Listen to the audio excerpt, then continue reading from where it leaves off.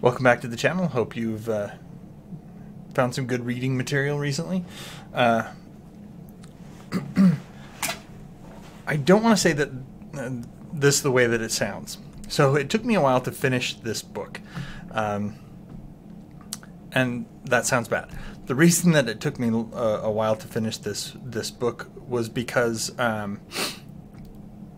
I usually have like a paperback book or a hardback, a physical book that I'm reading, and then I also have something on my phone or tablet to read when I'm like at the doctor's office or waiting around for whatever's going to happen next, right?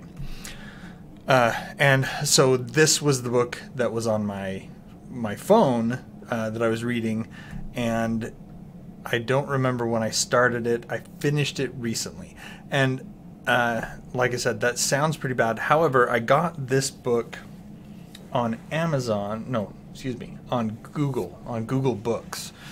And when I got it, it came with the second and third books in the series as well. So it was one giant book. Over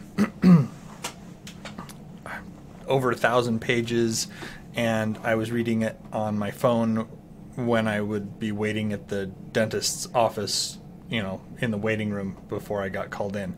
So I first of all, I want to say that I enjoyed the book, but at the same time, it sounds bad that it took me so long to read it. It's like, oh, it's boring, I had to slog my way through it. No, it wasn't that at all.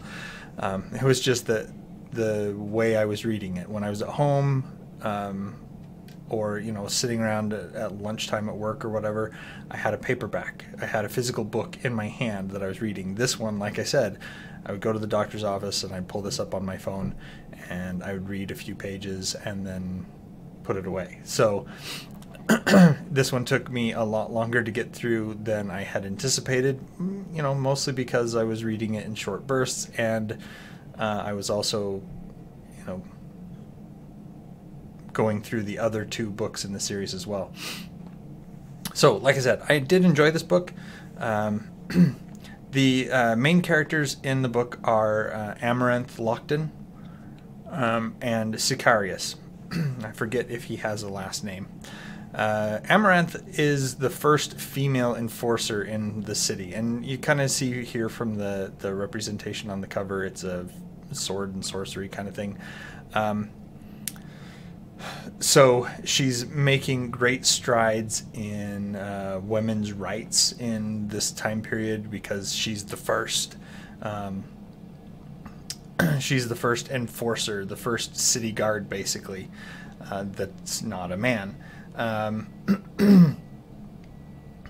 Now, to call this series "Swords and Sorcery" is a bit of a misrepresentation, a bit misleading. There is swords and sorcery, but this is definitely set in a more steampunk environment. I apologize, got some phlegm. So there's trains, there's car type vehicles that operate under steam power.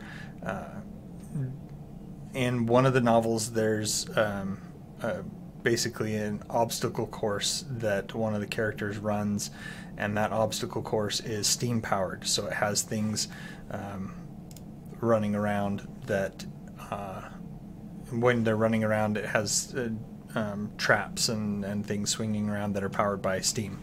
So it's a blending of genres easily. Amaranth, as I said, she's the first female enforcer in the city, and she is a member of the Empire's enforcers. Empire's been around for years and years.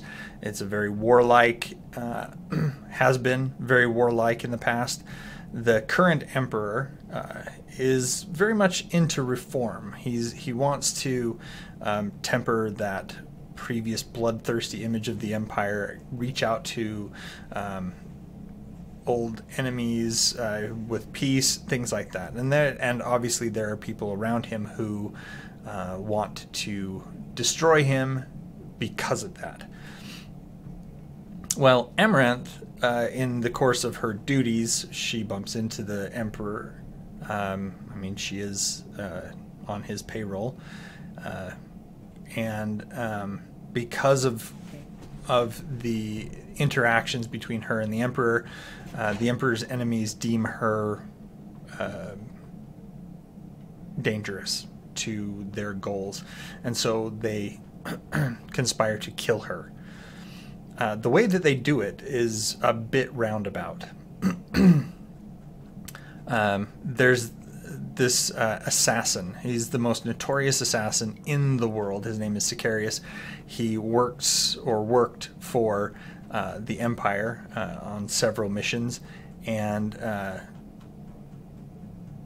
Amaranth makes the offhand comment that she saw him training in the park or something like that. You know, she would go to this park and she saw him there training, and so her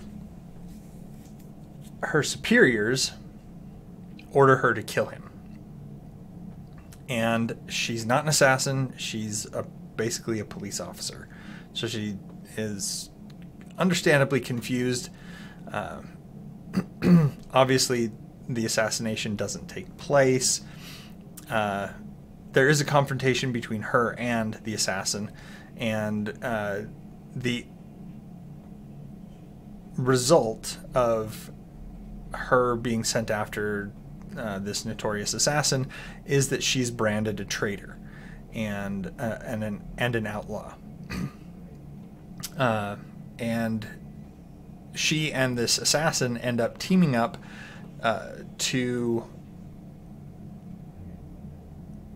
save the Emperor from his enemies. That's why it's called the Emperor's Edge. They I don't want to go too far with the description of like motives and things like that, because I feel that you should have the opportunity to read that yourself. That being said, the action is good. Sicarius is a very much the assassin archetype. Strong, silent, and very deadly. Amaranth, her characterization, she's driven. She's I don't want to say feminist, because that's not really what she is. She's not necessarily out to change the world for females, but she sees that there is something that she wants, and she is driven to succeed at it. In this case, she wants to be an enforcer, something that no female has been allowed to do up to this point, and so she goes to extreme lengths to, I say extreme lengths, it's not like she killed anybody or anything, but she goes to her utmost to make that happen, and then when it's taken away from her, she then finds a new drive, a new ambition, and that is to clear her name and, if possible, regain that particular standing that she had before.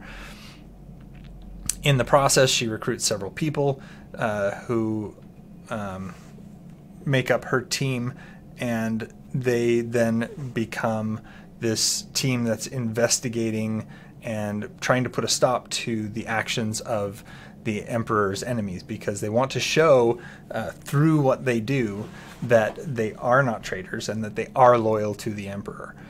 At this point, Sicarius is on board with this.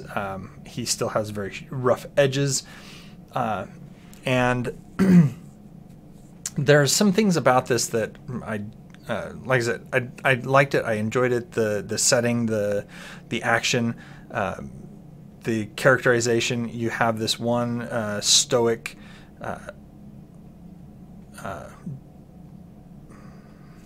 I don't want to say driven, but he is very much single-minded in his in his actions and in how he sees the world. And then there's Amaranth, by contrast, who has much more of an open mind, is more inclined to think of things on the fly. She's very much a foil and a contrast to Sicarius. The problem that I see in it is that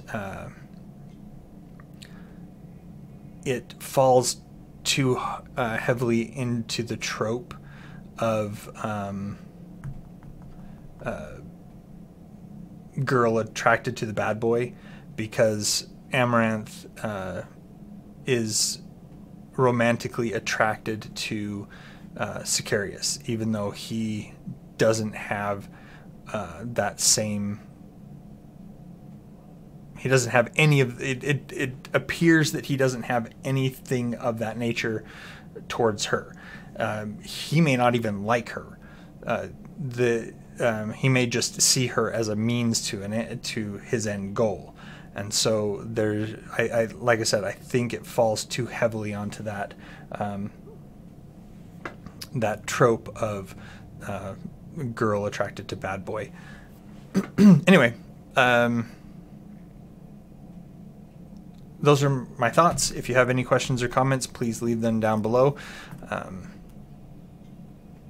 If you have any books that you'd like me to talk about, please let me know in the comments.